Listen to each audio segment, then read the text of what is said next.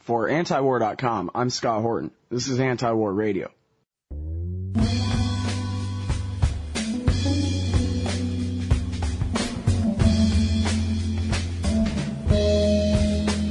Well, let's go ahead and introduce our first guest on the show today. It's Philip Giraldi. He's a former DIA and CIA officer, worked in counterterrorism. He's now a contributing editor at the American Conservative magazine and, of course, writes for us every week at antiwar.com. The address for that is original.antiwar.com/Giraldi. Welcome back to the show, Phil. How are you doing? I'm fine, Scott. How about you? I'm doing great. Welcome to the show. Thank you. All right, so there's a gigantic scandal brewing in Washington, D.C. I don't know if you heard the interview the other day I did with Jeff Stein, but I'm sure you saw the article that he wrote for Congressional Quarterly. A member of the House of Representatives from here in California by the name of Jane Harman was working to try to get the job as head of the House Intelligence Committee, and apparently made a deal that was overheard by the National Security Agency with an Israeli agent that they would work to pressure Nancy Pelosi to give her the job. Nancy Pelosi, who would be the incoming House Speaker after the 2006 elections, that they would pressure Pelosi to give her the job as chair of the House Intelligence Committee if she would try to intervene with the White House or with the Justice Department. I'm not exactly sure. It's been reported both ways, to reduce the charges against Rosen and Weissman, two of the three men who were indicted. The third man, Larry Franklin, obviously was convicted, pled guilty, and turned state's witness. The other two apparently were his handlers from the American-Israeli Public Affairs Committee, and she was going to intervene in that espionage case.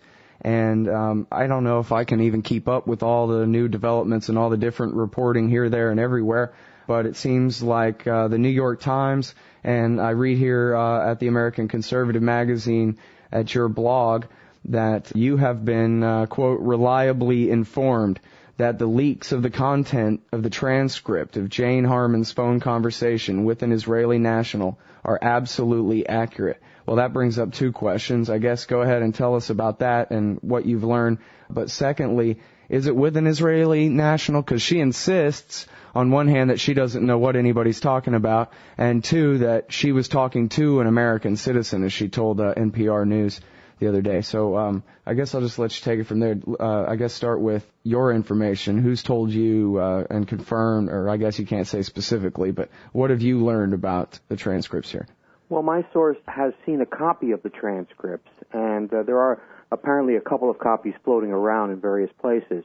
And he's been able to confirm that what the New York Times and other sources have been reporting about some of the actual, words used and some of the quotes that are alleged to have been made in this conversation are completely accurate. He further goes on to suggest that, or rather indicated to me, that the leak of this information came from an official, the original leak came from an official at the Department of Justice, where, of course, these transcripts would be on file. So that's kind of interesting in and of itself, because it raises the question of why is this happening right now, and how did this happen? Is there some political motive behind it? Mm-hmm.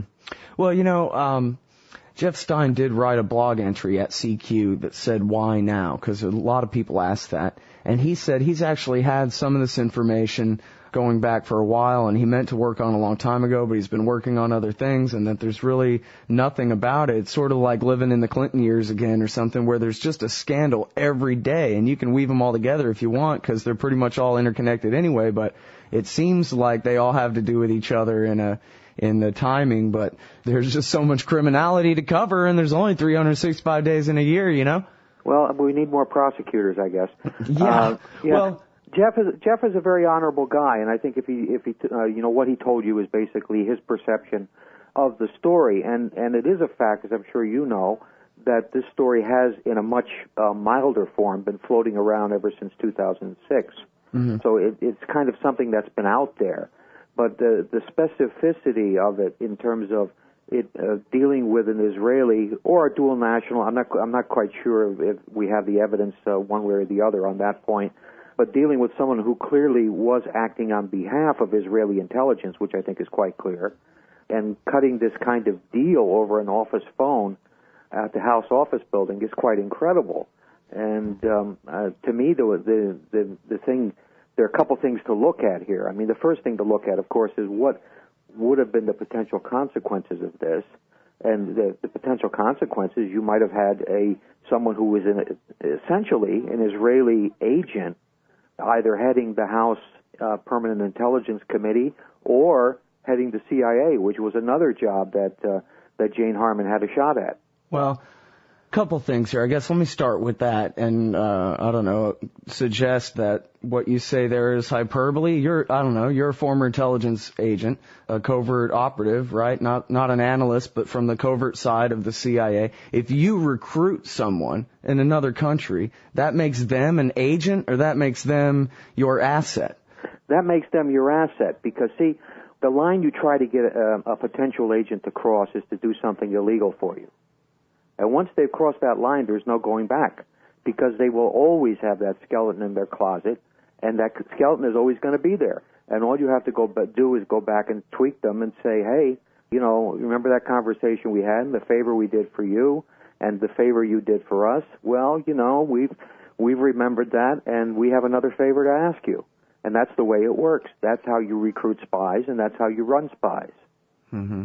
So if we can back up from all these details, which there's a whole lot of to cover here, but take the big picture, at least on the face of it, what you're saying is a foreign power almost had their asset agent, I'm kind of still fuzzy a little bit about that, as the head of the chair of the House Intelligence Committee, and then also that she was a runner-up for Director of Central Intelligence in the new, or I guess it's not called that anymore, Director of the Central Intelligence Agency in the new Obama administration. That's right. She could have conceivably had either position. And indeed, if the scheme that they had worked out where the Israeli lobby and the Israeli interests were going to weigh in with Nancy Pelosi to make sure that she got the job, well, it would have happened.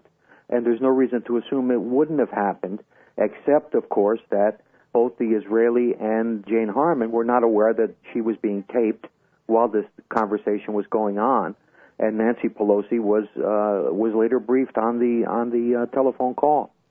I see. So I don't have a timeline here, but you're suggesting that Pelosi had been told, hey, there's an NSA tap of Jane Harman, you need to be aware of that. And then it was after that they came and threatened her with the campaign funds and what have you, so she was hip to it and didn't go along.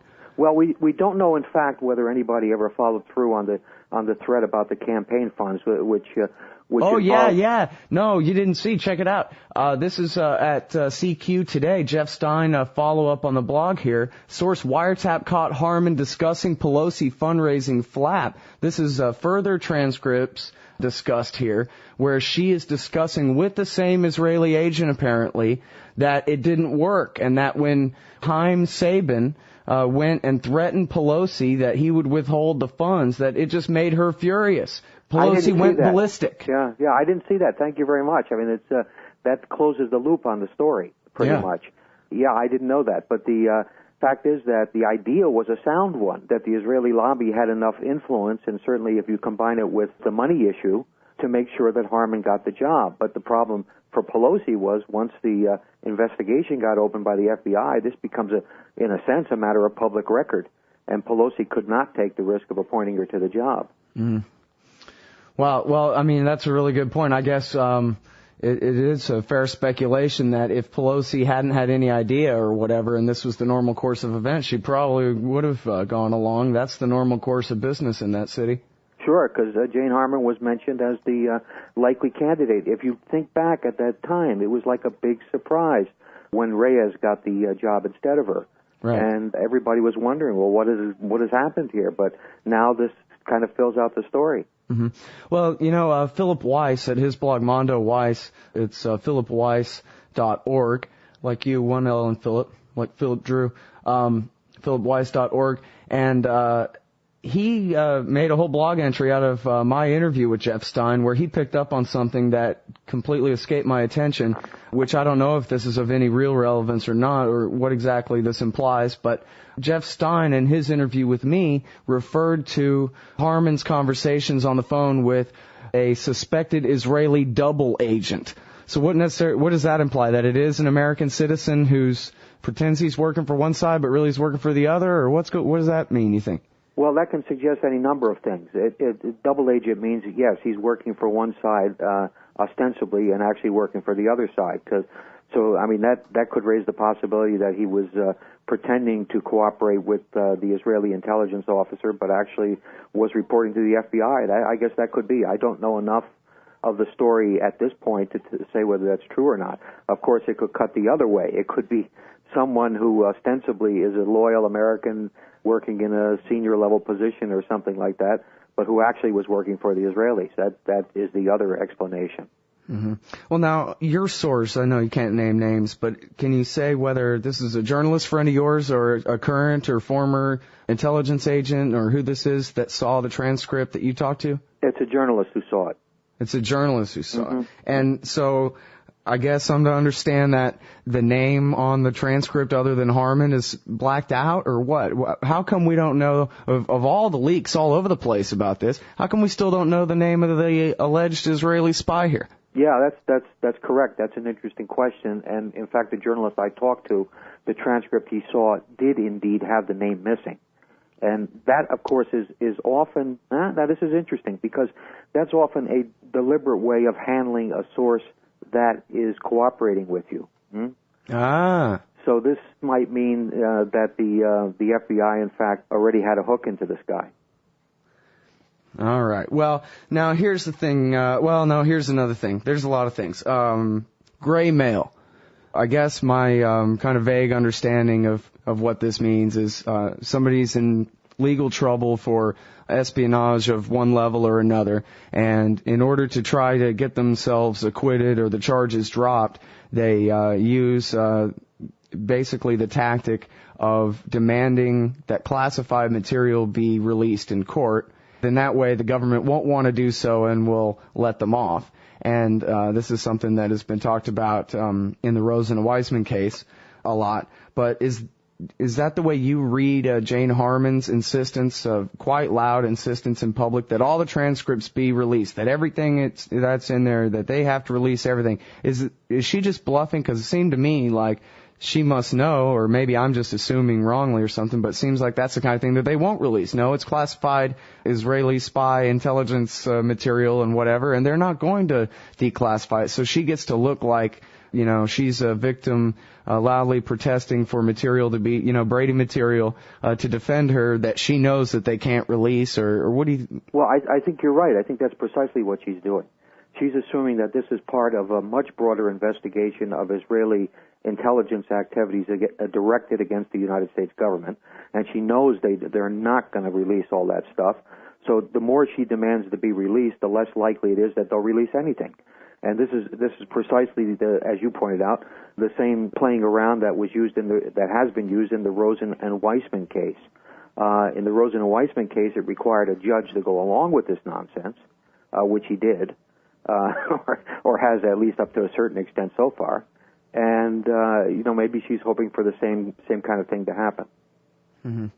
All right. Now, somebody in the comments section on the antiwar.com/radio archive blog there at antiwar.com mentioned that Jane Harman had done this major flip-flop, and there was a link to a YouTube video of the Armenian lobby group, a lot of young people protesting quite loudly, calling her a genocide denier. Apparently, she was a co-sponsor of the Armenian genocide recognition resolution, or whatever it was, while at the same time it was discovered that she had written a letter to Tom Lantos to scotch the thing. Yeah. And so that reminded me, of course, of Dennis Hastert, because I believe the story goes, according to Vanity Fair and Daniel Ellsberg and people familiar with the Sibel Edmonds case, which I know you've written about, that this was something that Hastert got a direct cash payoff for, thousands of dollars, the former Speaker of the House, in order to thwart the Armenian genocide resolution, in order to protect America and apparently Israel's relationship with Turkey. Can you expand on that? Yeah, I think that you hit it right in the end there. I think that what she was doing, obviously, she's a congressman, as you know, from Los Angeles. And there are a lot of... Oh, God, I wonder if I live in her district. I don't even know. I should Google that right now while you're talking. District 34. Oh, Christ. I don't want to know. I'm gonna just do the hear no evil, see no evil thing about that. I don't even want to know who my congressman is. Well, here. she has apparently a strong constituency of Armenians who are wealthy and politically motivated, and so she was indeed one of the co-sponsors. But the Israel lobby and Israel decided that they really didn't want this to go ahead for a couple reasons, the relationship with Turkey being the most important one. And a lot of congressmen, as a result of the shift on the part of the Israeli interests, also shifted their votes. So she was one of them. Tom Lantos, of course, was involved in this too. Nancy Pelosi did a shift on it, as you know. So a lot of it goes back to Israel. All right. Now, I want to, there's so many issues to cover here, but I want to kind of really parse things and make sure to get to the truth. On one hand, there's all right is a legitimate lobby as far as, having a government and the right to petition it and so forth, where people who care about Israel give money to groups because they want to influence congressmen to protect their interests and however they perceive them, which is basically the same right that, any American has to do the same thing.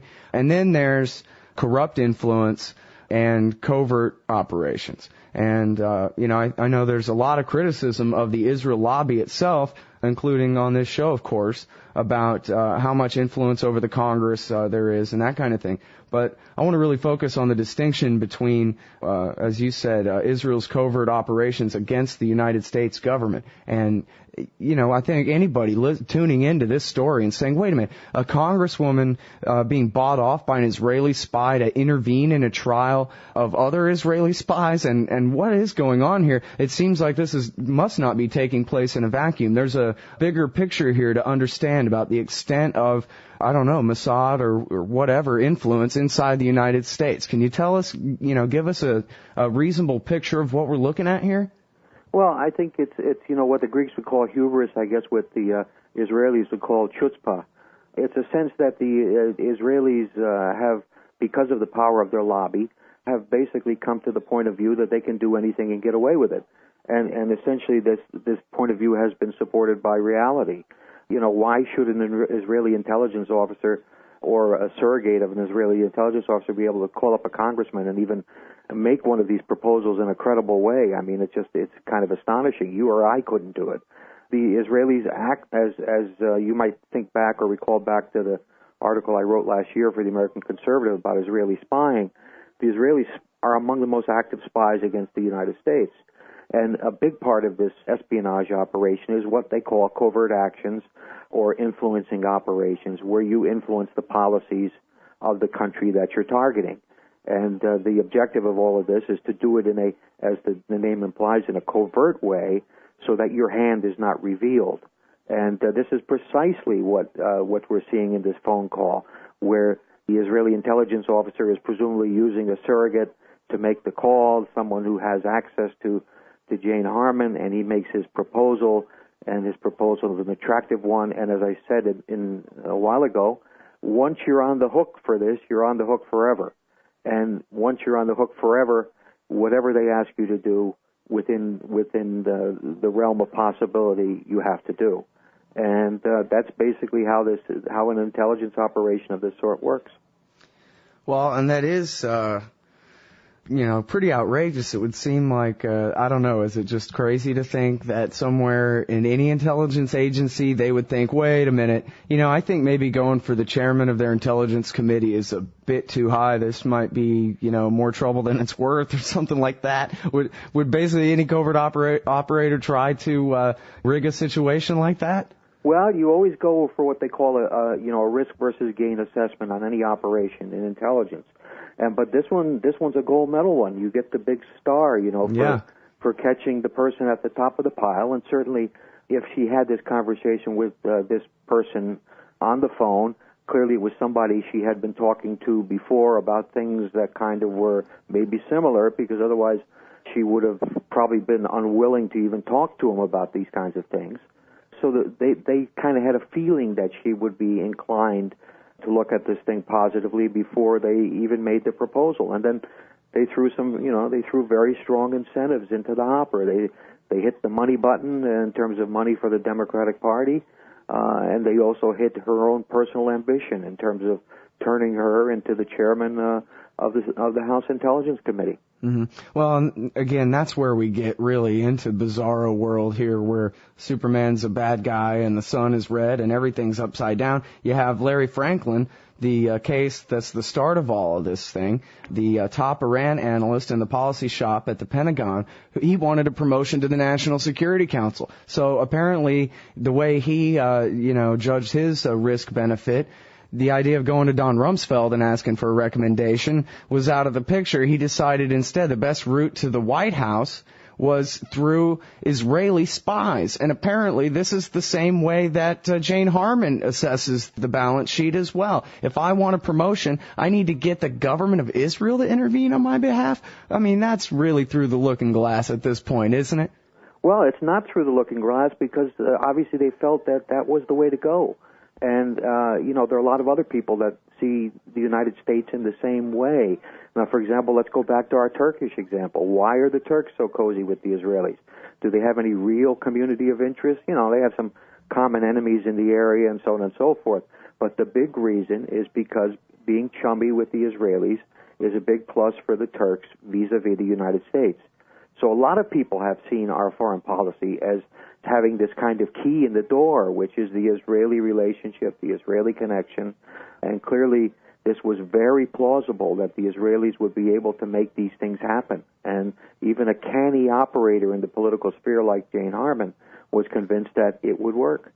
Well, I mean, I guess the lesson here is the American people are just not responsible enough to maintain a world empire, because the incentive for the leaders of every other country to exert extraordinary influence in order to try to influence this empire, it apparently outmatches the American people every time. Well, and our politicians are so corrupt and so motivated by their own interests that it makes it easy to manipulate them. I suspect that's a big part of it too. But, this whole Israeli thing has been going on for so long, and they've been so successful at it, that they just kind of feel at certain levels they're bulletproof and they can do what they want and they can manipulate the situation to satisfy their own needs. And I think in this case, I think this story has real legs, and I think this is something that maybe is not going to go away no matter how hard Fox News and some of the others try to make it go. Mm-hmm. Now, let's rewind the story a bit back to the Rosen and Weissman case, because they have been able to make that one go away. And here you have an Iranian analyst in the Pentagon who's pled guilty. He's been sentenced to 12 years. I guess they say he's doesn't have to go to prison until after the trial. But now, as you noted on the blog over there at the American Conservative, that the Washington Post is saying, perfect timing again, that they might not try Rosen and Weissman after all. Yeah, that's right. There's been the Washington Post article, but there have been a lot of other indications that the prosecution has decided that going ahead with this case is just not going to work because the judge has allowed so many conditions, including possibly calling as witnesses former secretaries of state and secretaries of defense and people like that, and also allowing classified information, that the prosecution has basically nowhere to go with it. I see, because there's no way in hell they're going to have Don Rumsfeld or Condoleezza Rice actually subpoenaed. Right, exactly. So, what about Ben Ami Kaddish? You wrote an article not too long ago, I think it was Israel's get-out-of-jail-free card, where you said, hey, whatever happened to this guy? Wasn't there a big news story where an Israeli spy got arrested and then we never heard a word from him since? Have you heard a word from him since then? Well, I sort of have. He was supposed to be sentenced 1 month after that news coverage that occurred at the time he was in court, and that would have been back in February. And I was quite mystified to see that nothing had happened. And I called up the court and got the runaround a couple of times and finally kind of gave up on the issue. But I was recently told that he is going to be, in fact, appearing in court tomorrow for sentencing, April 24th. And the prediction is that he's going to be allowed to walk. The get-out-of-jail-free card is still there. Well, wait a minute.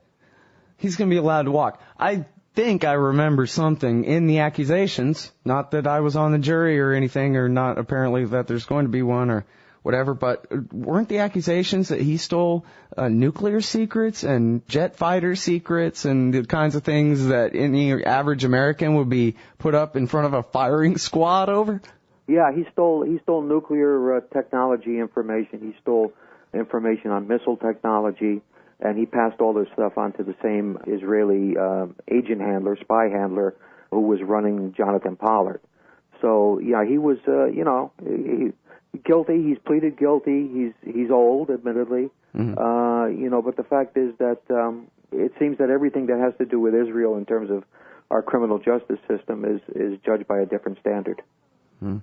All right, now let's see. I want to get to the NSA thing because that connects to this story in a couple of important ways. But I want to go back to, and I guess the Kaddish and nuclear secrets cuts perhaps into this same thing. I'm having trouble actually from this end figuring out exactly who's investigating what and under what authority. But it seems like there's been sort of one big FBI counterintelligence operation against Israeli spying inside the United States since about 1998 or 1999, and that this one investigation seems to interact with all these different things, whether it's the leaking of secrets to Ahmed Chalabi, who then passed them on to Iran, or whether it's the Sibel Edmonds story talking about the Turkish lobby, the neocons or Israeli spies actually in the Pentagon, or paying off people in the Pentagon to steal secrets for them. It all sort of seems like perhaps even this Jane Harman investigation, or would have been investigation that never happened, is still kind of part of this one big counterintelligence operation. Am I guessing anything close to right there, or what do you think is going on with that? Well, I think the key here is that this is all part of one huge coordinated intelligence effort by the Israelis. And once you make that assumption, you realize that what the FBI is doing is essentially they've been nibbling at the edges of this for a long time, and they've been discovering increasingly that a lot of the pieces come together. And we really shouldn't be surprised at that. I would also throw in, a lot of the phony intelligence leading up to the Iraq War, a lot of the phony intelligence that we've seen more recently trying to blacken the Iranians.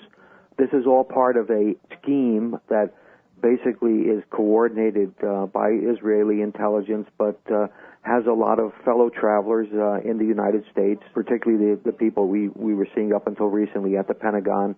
That basically are part of this scheme. And I think what the problem is for the investigators at the FBI is that they get a lot of names, they get a lot of information, but a lot of these people turn out to be Jane Harmans. They turn out to be people that basically are in very sensitive positions in the government, and it becomes a political issue where to go with this kind of investigation. And the result is that most of these investigations are, as in the case of the Jane Harman investigation, they're squashed. I mean, it really goes to show, I guess, that you can even understand their point of view, that to really make the change and say, for example, really let the FBI off their leash and try to bring cases, and let the Justice Department try to bring cases against as much Israeli spying and corruption and that kind of thing as they can, and this whole interconnected web of neocons and criminals, it would be horribly destabilizing, in their words, right? I mean, we'd be talking about, taking, 2/3 of Washington, D.C. and putting them in prison. Well, yeah, that's one way to look at it. The thing is that if the FBI and the Justice Department really ever went after all the people who gave classified information to Israel, or who did things that amounted to malfeasance or criminal activity on behalf of Israel, there would be a lot of people running through the system, and you'd have people like Abe Foxman screaming anti-Semitism. So there's a political dimension to everything, but this is one kind of festering sore that's kind of been there for a long time, and to lance it now would be an enormous political problem for any administration, be it a Democratic or Republican. Mm-hmm. Well, so now let's get to the NSA, because as mentioned previously, the Justice Department, even though the NSA told them, hey, guess what we heard on the wiretap, They never did an investigation, and the reason they didn't is because, according to Jeff Stein in Congressional Quarterly, Alberto Gonzales, the Attorney General of the United States at the time, intervened and said, we need Jane, because he was aware that the New York Times was on the verge of finally breaking the story, allowing the story to be broken in their pages, that James Risen and Eric Lichtblau had put together about the illegal NSA spying. And apparently, I guess there's no evidence so far that he had actually, had a specific agreement with her along these lines, or I don't even know if it's known that she knew that he had intervened in her behalf at all. But the gamble certainly paid off there one way or another, and she became the biggest offender, really, of the illegal spying among the Democrats in the House of Representatives. Yeah, it was essential for the Bush White House to have a leading Democrat to lead the charge against the New York Times to convince them not to publish the article at that time. At that time would have been shortly before the 2004 elections, and if the issue had resonated and taken off, it's conceivable that Bush would have lost. So it's interesting that Harman, as you say, whether or not she knew there was a quid pro quo there, it's not clear, but it's interesting that Harman pitched in on behalf of the Bush administration on an issue which might have given her party control of the presidency. So that's an interesting story. The New York Times, as I'm sure you know, denies that she was the decisive influence in terms of delaying the story, but nevertheless it is true that it did delay the story. Right, and nevertheless it's true she did intervene with the New York Times twice, or at least attempt to. That's right. Yeah. Mm-hmm. All right, now, the other thing here is that I'm kind of surprised, I guess, that the NSA could be tapping the Israelis and the Israelis wouldn't know all about it and avoid those lines, since all the NSA software is apparently made by Israeli intelligence. Well, I guess that's a sign of just how arrogant they were. They didn't realize enough to stay off the phones. Yeah, you're sure. As you know and I know, a lot of the software, the hardware also that's used to tap phones in the United States is made by the Israelis, but the NSA does have its own proprietary equipment. The stuff that the Israelis sell more so is used by law enforcement, including, I believe, the FBI. Plus, it's not 100% clear, I don't think, whether it was NSA or it was FBI who was doing the tap on Harman. It could have been either one. Obviously, sometimes the FBI, when it's a foreign intelligence case, will use the NSA as part of its coverage, but I'm not so sure that this was an NSA operation. Yeah, you're right. They haven't really said yet, but it does seem more like a FBI investigation that apparently, I guess I read in a couple of places where they were also speculating that the NSA was basically helping for technical reasons rather than it was their, investigation all along. Sure, and the foreign aspect of it, the NSA would have been in on that. But I think if it was a tap on a congressman's office in Washington, D.C., it probably would have been run by the FBI. Mm. Oh, on the issue of Israeli software and hardware being used by American law enforcement and intelligence, this seems to me a scandal that outweighs the Harman revelations by 1,000,000 to 1. In James Bamford's book, The Shadow Factory, and of course in Christopher Ketchum's recent reporting for Alternet, which you're cited in as well, they pretty much establish that, or at least there's no reason to believe otherwise than that the Israelis have backdoors into all of these sophisticated computer networks, just as they were caught and admitted to having in Australia, where the Australian government got really mad at them. So what do you mean you left deliberate loopholes and backdoors into our software open so you could get in there? That wasn't part of the contract or whatever. And yet there's been no outcry here as there was there. There's been no will to check and balance and find a new contractor or do anything, apparently. Well, there was one story, as you know, I guess, on Fox News that was pulled within 3 days and was not only pulled, it was pulled completely from the website, so it disappeared. So efforts to come to grips with this story have been stifled. And, of course, none of the stuff that you and I are talking about has appeared anywhere in the mainstream media. Everything has been, in places like the American Conservative and Vanity Fair and places where are not considered by the New York Times to be serious news. Yeah, but you're right. I mean, and even it goes even beyond what you said. The one manufacturer, Converse, that does the equipment that does the tapping of phones and everything like that, they don't even let FBI or NSA or any U.S. government organization service their equipment. They do all the servicing themselves, which they claim they do for quality control standards. But the fact is that, there's another explanation there, which is essentially you don't want people knowing what exactly you're doing or what your capabilities are. Let's talk about heroin. Sure. Part of the Sibel Edmonds case is that, well, and again, it's this, as she calls it, I guess, this giant onion with all these different layers you can peel. But she basically describes nuclear secrets being sold on the black market in a same one big market, basically, that includes basically the terrorist underground economy and money laundering, obviously, and heroin running from Central Asia through the Turkic countries and into Europe. Now, my basic assumption going into these matters has got to be that the CIA is running the whole thing, and, I wouldn't know why anybody in America participating in such a thing would really be in a bad way if it's all given a wink nod by the U.S. government anyway, but maybe I'm assuming too much. What do you say?